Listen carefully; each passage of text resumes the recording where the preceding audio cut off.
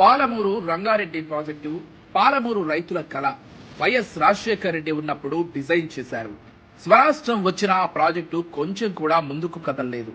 కానీ ఓ పంపు పెట్టి స్విచ్ వేసేశారు గత పాలకులు. నిజమేంటంటే ఇంతవరకు కాలువలు కూడా పూర్తిగా తవ్వలేదు. రైతులు బోర్లు వర్షాధారంగానే వ్యవసాయం చేస్తున్నారు. పాలమూరు ఎత్తిపోతల ప్రాజెక్టు పూర్తయితే సాగునీటి సమస్య పరిష్కారం అవుతుందని భావించినా దాని విషయంలో బీఆర్ఎస్ ప్రభుత్వం 10 ఏళ్లుగా కాలయాపనతో సరిపెట్టింది.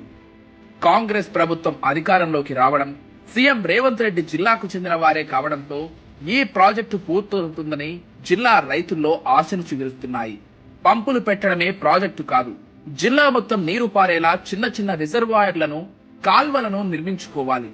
ఈ పనులన్నీ జరగాలంటే ఉన్నత స్థాయిలో అప్రమత్తంగా ఉంటూ పనులు చేయించుకునే ప్రజా ప్రతినిధి ఉండాలి. పాలమూరు రంగారెడ్డి వంటి ప్రాజెక్టు కట్టడానికి డబ్బులు ఉంటే సరిపోవు, అంతకు మించి చిత్తశుద్ధి కలిగిన నేతలుండాలి.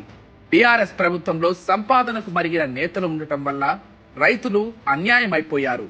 మరోసారి అలాంటి తప్పు జరగకుండా చూసుకోవాల్సిన బాధ్యత మనపైనే ఉంది. జిల్లాలో అందరూ అధికార పార్టీకి చెందిన వారే ఎమ్మెల్యేలుగా ఉన్నారు.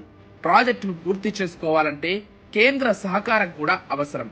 ఢిల్లీకి ఎంపీని కాంగ్రెస్ పార్టీ నుంచి యువనేతను పంపిస్తే పనులు చక్కబెడతారు. అందరూ చిత్తశుద్ధితో కృషి చేస్తే పాలమూరు రంగారెడ్డి ఎత్తిపోతల ప్రాజెక్టును పూర్తి చేయడం పెద్ద సమస్యే కాదు.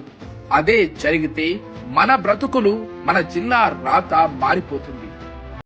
మళ్ళీ మోసపోవద్దు, గోసపడవద్దు. మన యువనేత వంశీచంద్రెడ్డి మీద బాధ్యత పెడదాం. దాన్ని ఆయన సేవగా భావిస్తారు. మన కోసం శక్తి మొత్తం పనంగా పెట్టి పనిచేస్తారు. అలాంటి నేతను పార్లమెంటుకు పంపుదాం.